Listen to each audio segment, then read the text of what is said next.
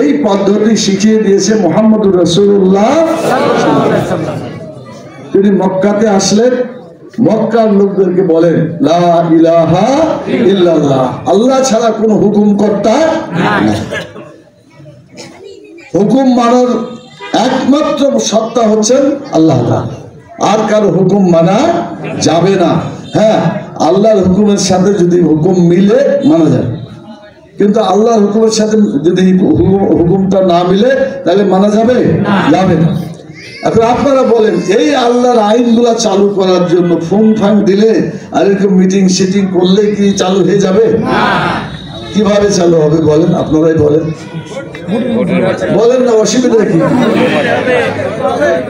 কোন আইন চালু করতে হলে কি করতে হবে? সে আইনটাকে নিয়ে জাতীয় সংসদে এটা পাস করতে হবে। আমাদের দেশে জাতীয় সংসদ বলে একটা জায়গা আছে, ঢাকাতে যারা দেখেছেন, তো সেই জাতীয় সংসদে 300 জন এমপি হয়। কতজন এমপি হয়? এই 300-এর মধ্যে যদি 151 জন, অর্ধেকের বেশি হয়, এরা যদি ভোট দেয় তাহলে আইনটা পাস হয়ে যায়। ওটাকে বিল আকারে প্রেসিডেন্ট স্বাক্ষর করে, স্বাক্ষর করার পরে সব জেলা, উপজেলা, ইউনিয়ন, একেবারে ওয়ার্ড মেম্বার, চেয়ারম্যান থেকে শুরু করে মডেল পর্যন্ত এটা পৌঁছায় দেয়। তাইলে আইন চালু করার জায়গা কোনটা? জাতীয় সংসদ। 54 বছর ধরে বাংলাদেশে আপনারা আছেন, আমরাও আছি। অনেকের বয়স 54 বছর তো হবে, না হলে কিছু তো হবে। আপনারা কি দেখেন এই জাতীয় সংসদে কোরআনের একটা আইন গেছে? বলেন না, জোরে বলেন, গেছে? অন্যান্য দল তারা ক্ষমতায় এসেছে, তো এই আইনগুলা চালু করে নাই কারা? যারা ক্ষমতায় গেছে তারাই তো চালু করে নাই। এখন ওই দলগুলাকে আর দেখা দরকার আছে? করেই নেই তো। যদি করতো তাহলে আজকে ধরনের অন্যায় অত্যাচার হতো না। আমাদের দুজন উপজাতি দায়িত্বশীল ভাই বলেছেন, খুব সুন্দর কথা বলেছে, এবং আমি যোগ করতে চাই।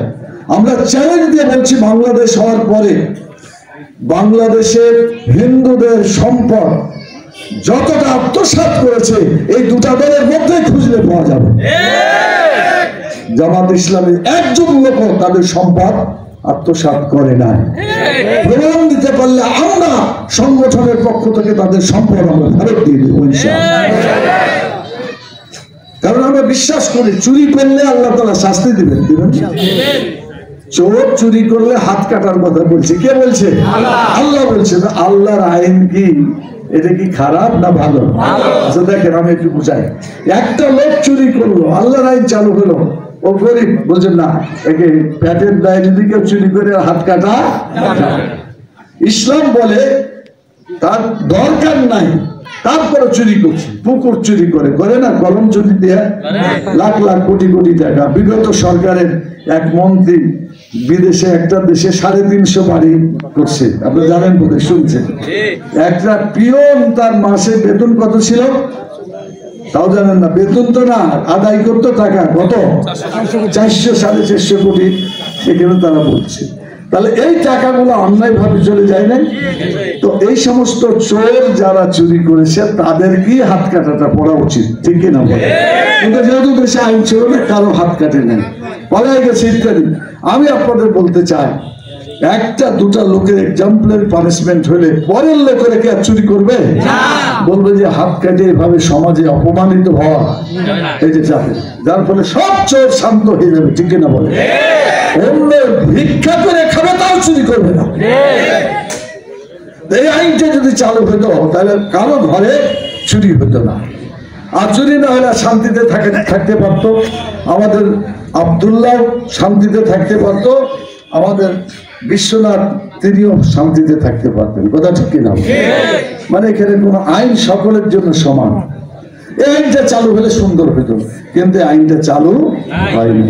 সৌদি আরবে চালু আছে, দু একজন গেছেন বলে আপনারা জান নাই? হজ উমরা করছেন একজন নাই? হাত উঠান যে গেছিলেন সৌদি আরবে, যেখানে 4-5 জন 7 জন। আমি একটা প্রশ্ন করি। আচ্ছা, প্রশ্ন পরে করেন, কথাটা শেষ করতে দেন।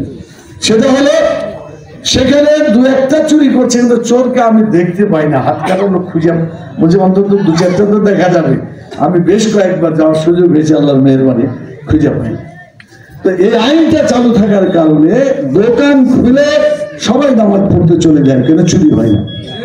আর আমাদের কপাল এত খারাপ, চুরি তো হয় পবিত্র মসজিদে যেখানে জায়গা, সেই জায়গাতে আপনার জুতা কিনেছেন আপনি বাজার থেকে, সেই জুতা আপনি কি বাইরে রাখতে পারেন? কোথায় নিয়ে যান? ভিতরে খালি নিয়ে যান না, চোখের কপালের সামনে আপনি রাখেন। কেন অনেকে পিছন থেকেও চুরি করে লিখাই যায় না? কি কপাল খারাপ দেশের মানুষের।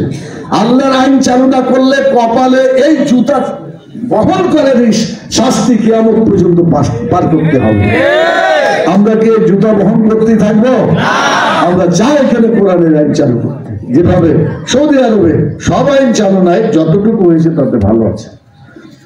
আর আরেকটা জিনিস আপনাদেরকে আমি বলতে চাই, আল্লাহর আইন যদি দেশে চালু হয়, মানুষকে এত শান্তি আল্লাহ দেবে। একটা হাদিসে আছে, একটা আইনকে দুনিয়ায় চালু করা সারা দুনিয়াতে বৃষ্টি 40 দিন বৃষ্টি দেওয়ার সমান সব পাওয়া যাবে।